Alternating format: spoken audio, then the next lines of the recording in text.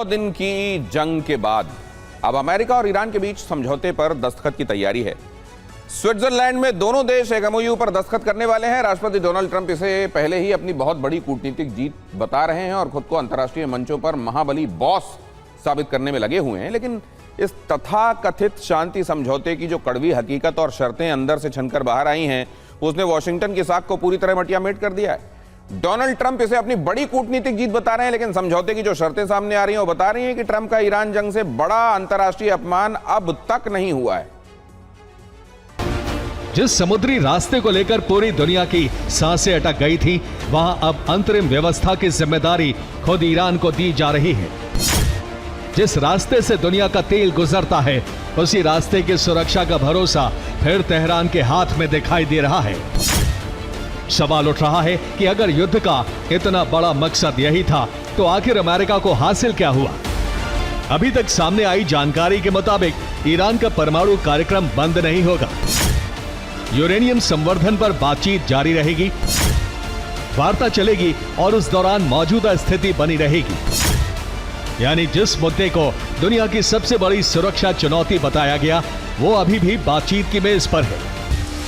Missile कार्यक्रम को लेकर भी कई सवाल हैं। अब तक सामने आई शर्तों में बैलिस्टिक मिसाइल कार्यक्रम का कोई स्पष्ट उल्लेख नहीं दिख रहा। इजराइल के चैनल 12 ने इस डील की बातें लीक होने का दावा किया है। उसके मुताबिक 100 दिन की जंग के बाद भी होर्मुज पर अमेरिका को कोई नियंत्रण नहीं मिला है और अब तक सामने आई शर्तों में ईरान का परमाणु कार्यक्रम भी बंद होता दिख नहीं रहा। ईरान की मिसाइल ताकत को कम करने की भी कोई बात समझौते की शर्तों में नहीं है। हिजबुल्लाह और दूसरे ईरान समर्थित समूहों को लेकर भी तस्वीर साफ नहीं है। वहीं दूसरी तरफ आर्थिक मोर्चे पर ईरान को बड़ी राहत मिलने की बात हो रही है। तेल बिक्री से लेकर बैंकिंग और फ्रीज संपत्तियों तक कई रास्ते खुलते दिखाई दे रहे हैं।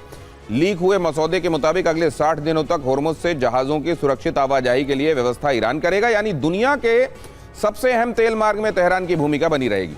सामने आई शर्तों के मुताबिक आगे की व्यवस्था में अमेरिका की कोई भूमिका नहीं होगी। होर्मुज से गुजरने वाले समुद्री रास्ते के भविष्य का फैसला ईरान और ओमान करेंगे।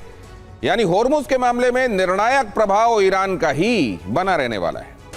डोनाल्ड ट्रंप का यह तथाकथित शांति समझौता शुक्रवार को स्विट्जरलैंड में साइन होना है, लेकिन उससे पहले ही वॉशिंगटन से लेकर कैपिटल हिल तक उनके खिलाफ एक भयानक राजनीतिक तूफान खड़ा हो गया है। डेमोक्रेटिक सीनेटर चक शूमर ने साफ तौर पर मांग की है कि इस समझौते का पूरा मसौदा तुरंत देश के सामने जारी किया जाए, क्योंकि सरकार अमेरिकी जनता को अंधेरे में रख रही है। वहीं कनेक्टिकट के डेमोक्रेटिक सीनेटर क्रिस मर्फी तो इस पूरे समझौते को एक बड़ी विफलता और विनाशकारी रिपोर्ट कार्ड करार दे रहे हैं।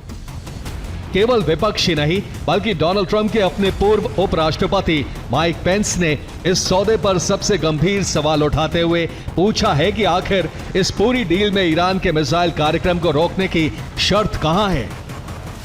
वॉशिंगटन के think tank foundation for defence of democracies के मार्क ड्यूबोविट्स भी मानते हैं कि ये ईरान को दी गई एक बहुत बड़ी और अनुचित आर्थिक रियायत है। और अब जरा स्क्रीन पर दिख रहे इस बड़े से आंकड़े को देखिए। यहां लिखा है 300 बिलियन, यानी 30,000 करोड़ डॉलर। यह रकम ईरान के पुनर्निर्माण के नाम पर ईरान को दी जा सकती है। लेकिन आलोचक इसे सीधे तौर पर ईरान को मिलने वाला युद्ध का हरदाना ही मान रहे हैं। इतना ही नहीं, अब ईरान विदेशों में फ्रीज हुई अपनी अरबों डॉलर की संपत्ति को भी फौरन निकाल सकेगा और उनका इस्तेमाल कर पाएगा। समझौते पर दस्तखत होते ही ईरान को अंतर्राष्ट्रीय बाजार में फौरन कच्चा तेल बेचने की खुली आजादी भी मिल जाएगी। 4 दशकों से वैश्विक बैंकिंग सिस्टम से कटे हुए ईरान के लिए अब अंतर्राष्ट्रीय बैंकों के दरवाजे पूरी तरह से खुल जाएंगे। तेल के इस बड़े कारोबार को आसान बनाने के लिए ईरान को ग्लोबल शिपिंग और इंश्योरेंस सेवाओं के इस्तेमाल की भी छूट मिल जाएगी। इसलिए सवाल है कि आखिर इस 100 दिन के खूनी युद्ध के बाद असली फायदे में है कौन, अमेरिका या ईरान? ईरान की ओर से मोहम्मद बाकर कालीबाफ और अमेरिका की ओर से जेडी वैंस के नेतृत्व में प्रतिनिधिमंडल पहुंचने की खबर है। अगर शुक्रवार को दस्तावेज सार्वजनिक होता है तो दुनिया उसकी हर लाइन पढ़ेगी, और अगर सब कुछ ठीक रहा तो 19 जून को समझौते पर दस्तखत होंगे, तस्वीरें खींचेंगी और दुनिया को बताया जाएगा कि युद्ध खत्म हो गया। अमेरिका और ईरान के बीच सुलह का रास्ता साफ हो चुका है। ट्रंप ने होर्मुज के करीब समुद्री नाकाबंदी को हटाने का आदेश भी दे दिया है और यह दावा है कि शुक्रवार से होर्मुज पूरी तरह से खोल दिया जाएगा। लेकिन अमेरिकी खुफिया एजेंसियों ने दावा किया है कि ईरान होर्मुज को कभी भी एक हथियार की तरह इस्तेमाल कर सकता है। अगर अमेरिका के साथ फाइनल समझौते में किसी भी तरह की अड़चन आती है तो होर्मुज को फिर से बंद किया जा सकता है। और अमेरिकी नेवी भी दावा कर रही है कि होर्मुज में ईरान के ड्रोन हमले जारी हैं और अब तक पूरी तरह से शांति का माहौल बन नहीं पाया है। होर्मुज के खुलने की खबर से कच्चा तेल सस्ता हुआ है। दुनिया में तेल की किल्लत दूर होने की उम्मीद बढ़ी है। तेल गैस की कीमतें भी पहले के स्तर पर लौटने की उम्मीद है। ईरान के प्रति नरमी का असर देखिए। ट्रंप ने कहा, हमें ईरान के संवर्धित यूरेनियम को हासिल करने की कोई जल्दबाजी नहीं है। ट्रंप ने यह भी कहा है कि हम जब संवर्धित यूरेनियम हासिल करेंगे तो उसे नष्ट करेंगे। ट्रंप ने कहा है कि हम ईरान के संवर्धित यूरेनियम को अमेरिका नहीं ले जाना चाहते। हमारे पास पहले से पर्याप्त भंडार है। रिपोर्ट के मुताबिक ईरान प्रतिबंधों की वजह से जिस तरीके से तेल की तस्करी करता था, अमेरिका ने भी वही तरीका चुना था। अमेरिका ने पिछले दिनों ईरान से स्मगलिंग वाला फॉर्मूला लागू कर दिया था।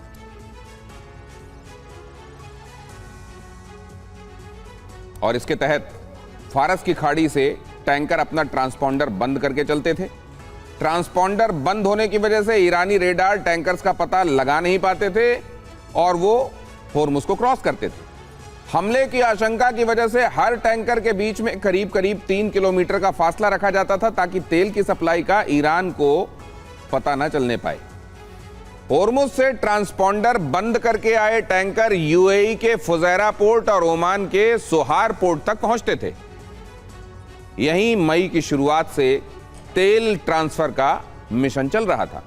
रिपोर्ट के मुताबिक मंगलवार को भी इस क्षेत्र में 12 जोड़े टैंकर देखे गए। 8 जोड़े टैंकर ओमान में मौजूद थे, यानी टैंकर एक साथ खड़े थे और तेल का जो ट्रांसफर है वो यहां चल रहा था।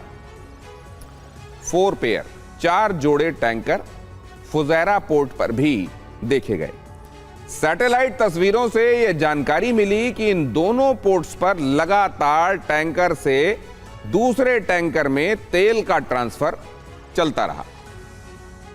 अब यह सब हो क्यों रहा था? ईरान को चकमा देने के लिए तेल ट्रांसफर के बाद वो टैंकर जो ट्रांसफर कर देते थे वापस चले जाते थे ताकि ईरान के रेडार की चेकिंग में टैंकर वहीं फारस की खाड़ी में खड़े हुए नजर आए। फारस की खाड़ी में टैंकर ट्रांसपॉन्डर फिर खोल लेते थे और ऐसे में ईरान के रिकॉर्ड में टैंकर्स की लोकेशन में बदलाव नजर नहीं आता था और रेडार में टैंकर की मूवमेंट नोट नहीं होती थी। ट्रंप ईरान को लेकर बेहद नर्म नजर आ रहे हैं। जर्मनी माइंस हटाने में मदद के लिए तैयार है। जर्मनी ने अभियान में ईरान से मंजूरी का जरूरी बताया है।